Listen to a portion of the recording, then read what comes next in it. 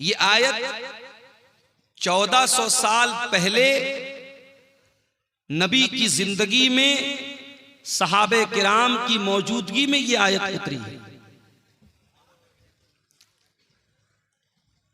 जाहिर है कि सहाबे किराम हमारी और आपकी तरह नहीं थे, बड़े मजबूत ईमान वाले लोग थे और इस्लाम के लिए बड़ी कुर्बानी देने वाले लोग थे।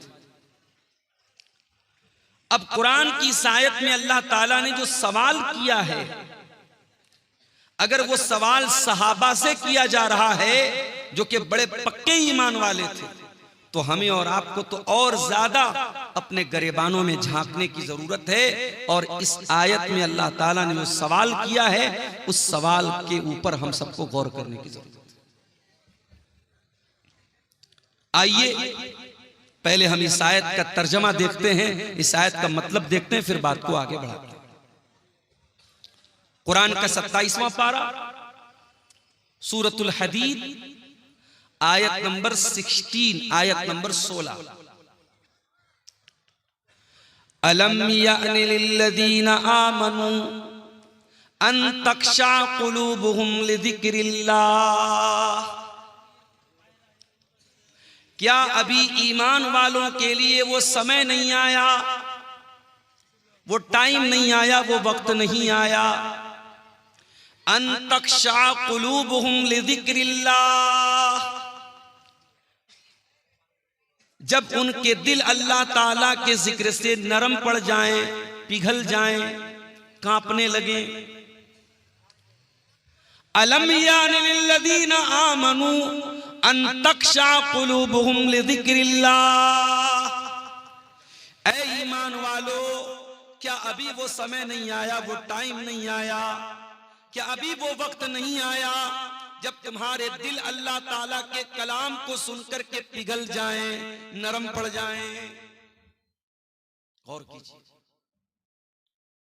कुरान की आयत सहाबा से सवाल कर रही है।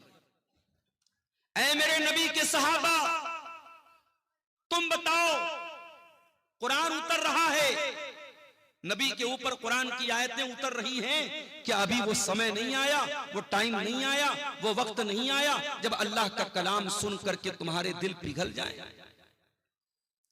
वमा नज़ल मिनल हक़्क़ि, और अल्लाह ताला ने जो कुरान की आयतों को नाजिल किया है, जो हक बातें अल्लाह ताला ने नाजिल की है, क्या उन बातों को सुनकर के तुम्हारे दिल के अंदर अल्लाह का खौफ पैदा नहीं होता?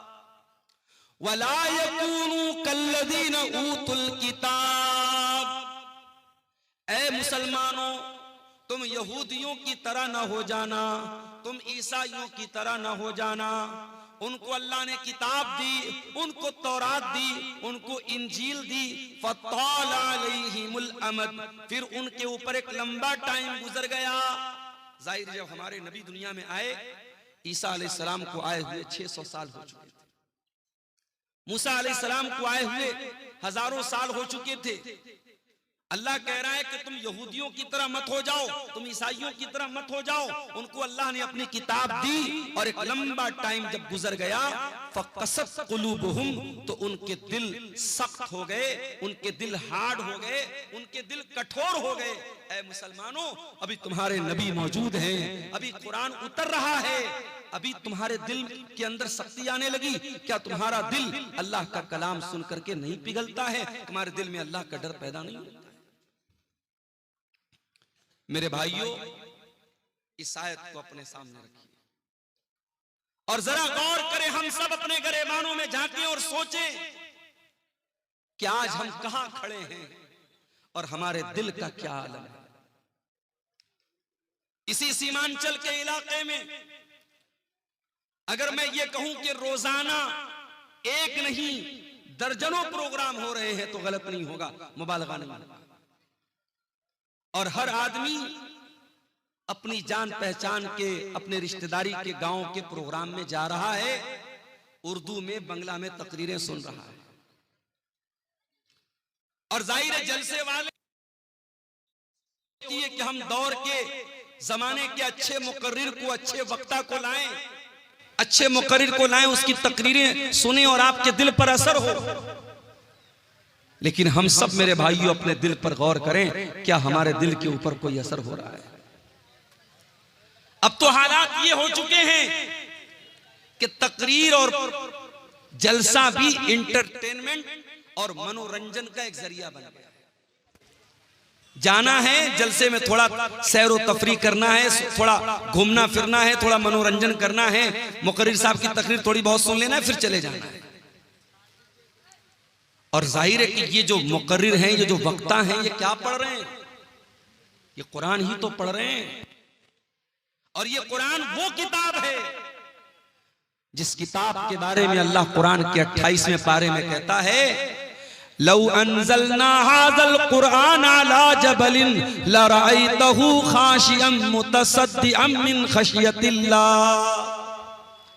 मेरे बंदो, इस कुरान को हमने किसी पहाड़ के ऊपर भी उतारा होता तो पहाड़ भी अल्लाह के खौफ से रेजा रेजा हो जाता, पहाड़ भी अल्लाह के खौफ से चूर चूर हो जाता, चकना चूर हो जाता।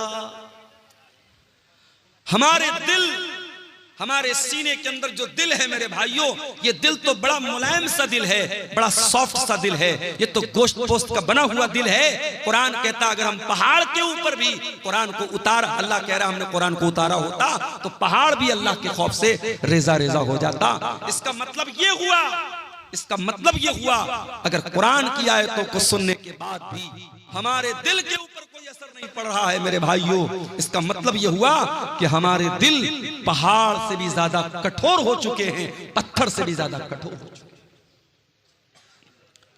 मेरे भाइयों, आज अल्हम्दुलिल्लाह शेरशाबादी बिरादरी में हम बड़े फख्र के साथ कहते हैं कि साहब हम लोग अहले हदीस हैं।